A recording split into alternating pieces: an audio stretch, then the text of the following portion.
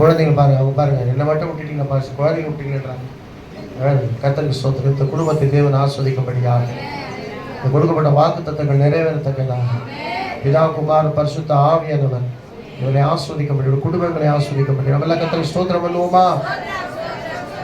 பிதாவே வந்தவுடைய பிள்ளைகளை கத்தாவே, தன் பிள்ளைகளோடு வந்து கத்தாவே சகோதரமாருக்காக நாங்கள் ஜெபிக்கிறோம்.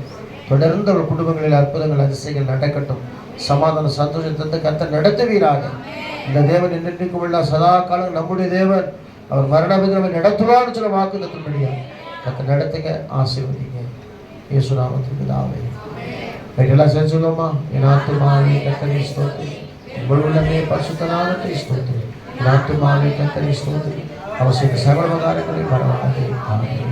நம்முடைய கர்த்தராகிய இயேசு கிறிஸ்துவின் கிருபையும் பிதாவாகிய தேவனுடைய அன்பும் பரிசுத்தருடைய அன்பிலும் ஐக்கியம் சிநேகம் சமாதானம் இதுவே நம்மோடும் சகல பரிசுத்தரோடு தங்கி நம்மை ஆசீர்வதிப்பாராக. ஹல்லேலூயா, ஹல்லேலூயா, ஹல்லேலூயா. இயேசு கிறிஸ்து மாறாதவரே, மாறாதவரே, மாறாதவரே. ஆமென். இயேசு கிறிஸ்து மாறாதவரே. ஆமென்.